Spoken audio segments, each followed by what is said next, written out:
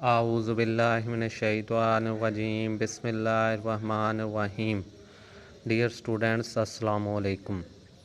आज हम BA BSc fourth year की किताब को शुरू करेंगे, रहबर मुआशियात। हमने थर्ड ईयर में मुआशियात पढ़ी, जिसमें जुज़वी मुआशियात और हमने मैथमेटिकल पोर्शन और स्टैटिस्टिकल पोर्शन पढ़ा। अब हम फोर्थ ईयर में कुल्ली मुआशियात और मईशत पाकिस्तानी, इनके दो पोर्शन ही इसमें हम पढ़ेंगे। तो जिस तरह 75 नंबर का पेपर थर्ड ईयर में था, सेम एज़ इट इज़ इसी तरह फोर्थ ईयर में भी 75 नंबर का ही पेपर है, जिसमें कुल्ली मुआशियात से हमारे पास 45 नंबर का पेपर आएगा और इसके बाद मईशत पाकिस्तान में से 30 नंबर का पेपर आएगा। कुल्ली मुआशियात में हमने 3 सवाल हल करने हैं, 15 नंबर का एक है 45 नंबर, और मईशत पाकिस्तान में हमने 2 सवाल हल करने हैं, 15 नंबर का एक है, और इस तरह 30 नंबर के वो क्वेश्चन हो जाएंगे। तो कुल्ली मुआशियात के पहले पोर्शन में हम लोगों ने चैप्टर नंबर 2 स्टार्ट करना है।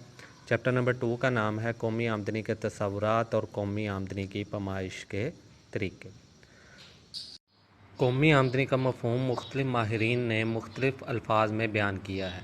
डॉक्टर मार्शल के मुताबिक एशिया और ख़िदमात की वो ख़ास मिक़दार जो किसी मुल्क के लोग अपने सरमाए और कुदरती वसाइल से काम लेकर एक मुकर्ररा अरसा में पैदा करते हैं, कौमी आमदनी कहलाता है।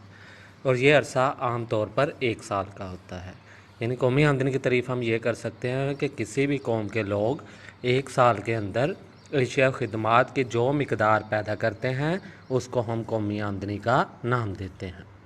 कौमी आमदनी के अहम तसव्वुरात या मुख्तलिफ़ तसव्वुरात में पहला हम पढ़ेंगे ख़ाम मुल्की पैदावार, फिर सेकंड पे हम पढ़ेंगे ख़ाम कौमी पैदावार, फिर थर्ड पे हम पढ़ेंगे ख़ालिस मुल्की पैदावार, फिर फोर्थ पे हम पढ़ेंगे ख़ालिस कौमी पैदावार, फिर हम फिफ्थ पे पढ़ेंगे कौमी आमदनी, 6 पे हम पढ़ेंगे शख्सी आमदनी, और 7 पे हम पढ़ेंगे काबिल तसर्रफ़ शख्सी आमदनी।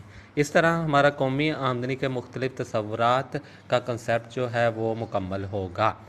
तो इसमें जो हमारे पास फर्स्ट नंबर पर है वो है ख़ाम मुल्की पैदावार।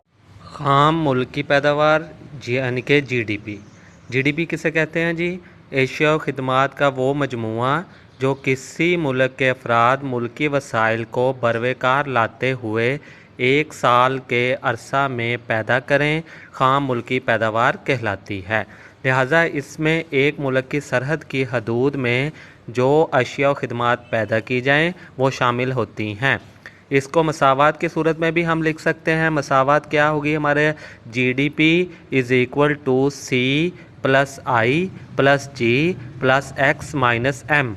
एक्स माइनस एम से मुराद क्या है? यानी कि हमारी इम्पोर्ट माइनस एक्सपोर्ट, यानी कि ख़ाम मुल्की पैदावार बराबर है सरफ प्लस ख़ाम निजी मुल्की सरमायाकारी प्लस सरकारी ख़र्च प्लस ख़ालिस बरामदात। ख़ालिस बरामदात कैसे निकलेंगे? अभी मैंने बताया है कि हम एक्सपोर्ट में से इंपोर्ट को क्या कर देंगे? मिनहा कर देंगे, तो फिर हमारे पास ख़ालिस बरामदात आ जाएंगी।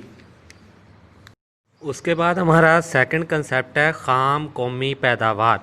ख़ाम कौमी पैदावार क्या है जी? एशिया ख़िदमात की मिक़दार का वो मजमुआ जो किसी कौम के अफराद, चाहे वो मुल्क में हों या बैरून मुल्क, 1 साल के अरसा वक्त में पैदा करें तो वो ख़ाम कौमी पैदावार कहलाती हैं। अब यहाँ पर एक बात नोट करने वाली है कि ख़ाम मुल्की पैदावार में क्या फ़र्क है और ख़ाम कौमी पैदावार में क्या फ़र्क है। तो ख़ाम मुल्की पैदावार में हमने सिर्फ़ एक मुल्क के अंदरूनी ज़राए की आमदनी को शामिल किया था। इसमें हमारे जो कौम के लोग बैरून मुल्क काम करने गए हैं, हमने उनकी आमदनी को इसमें शामिल नहीं किया था।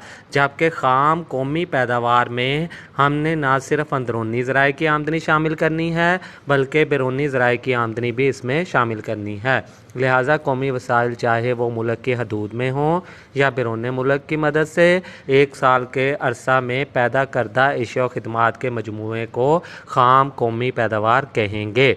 खाम मुल्की पैदावार में जब हम बैरून मुल्क से वसूल शुदा आमलीन की खालस आमदनी शामिल करें तो वो खाम कौमी पैदावार बन जाएगी।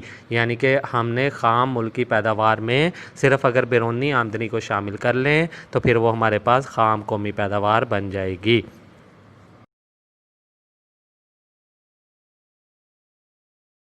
उसके बाद हमारा तीसरा कंसेप्ट है खालस मुल्की पैदावार। खालस मुल्की पैदावार क्या है? जब खाम मुल्की पैदावार में से फरसूदगी के अलाउंस को मिनहा कर दिया जाए तो खालस मुल्की पैदावार हासिल हो जाती है। यानी कि खालस मुल्की पैदावार बराबर है खाम मुल्की पैदावार माइनस फरसूदगी अलाउंस। अब फरसूदगी अलाउंस या डेप्रिसिएशन अलाउंस किसे कहते हैं?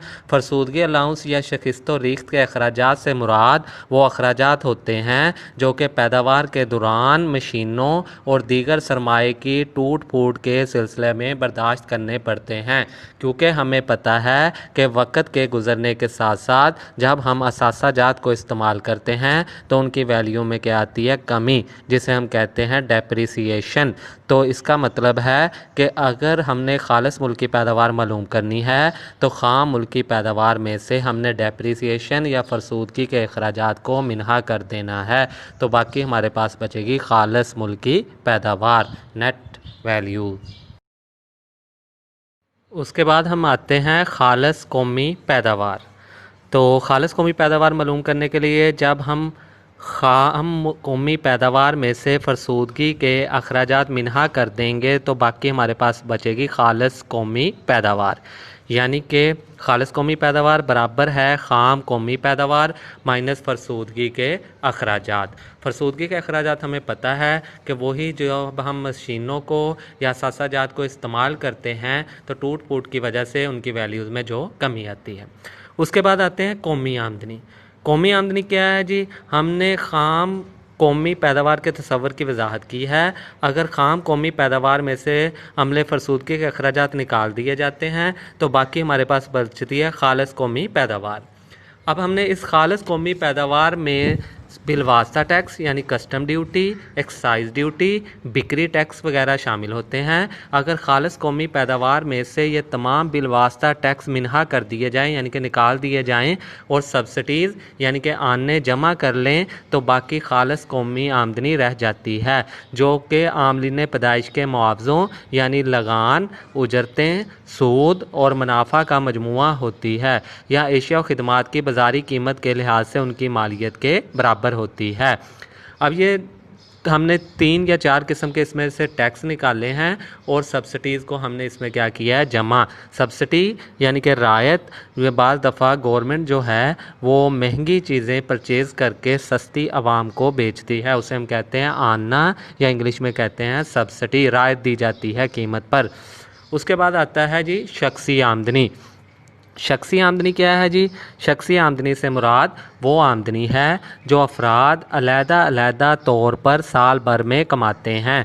मसलन एक डॉक्टर साल भर में 15 लाख रुपए कमाता है तो ये उसकी शख्सी आमदनी होगी। शख्सी आमदनी में मंदरजा ज़ैर रकूमात शामिल होती हैं।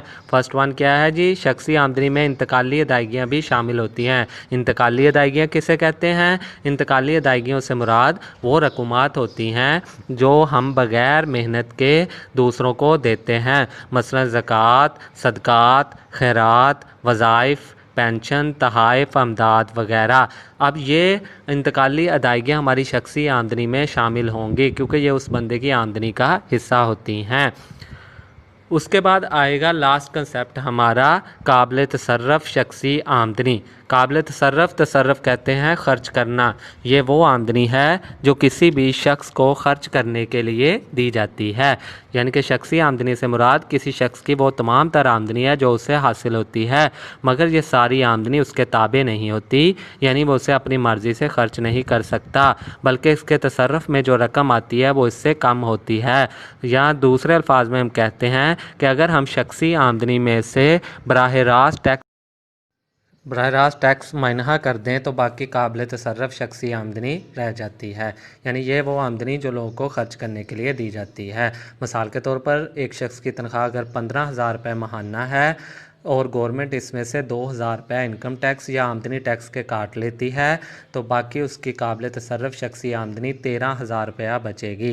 यानी 15,000 शख्सी आमदनी माइनस 2,000 रुपया टैक्स और बाकी 13,000 काबिल तसर्रफ़ शख्सी आमदनी है। यानी ये वो आमदनी है जो वो शख्स अपनी मर्ज़ी से जहाँ चाहे ख़र्च कर सकता है।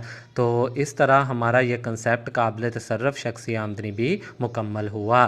तो हमारा यह पहला क्वेश्चन था कि कौमी आमदनी और कौमी आमदनी के मुख्तलिफ़ तसव्वुरात, वो हमने इसे देख लिया। सारे तसव्वुरात हमने पढ़ लिए, ख़ाम मुल्की पैदावार, ख़ाम कौमी पैदावार, ख़ालिस मुल्की पैदावार, ख़ालिस कौमी पैदावार, कौमी आमदनी और शख्सी आमदनी। फिर लास्ट पे हमने काबिल तसर्रफ़ शख्सी आमदनी भी पढ़ लिया। शुक्रिया जी।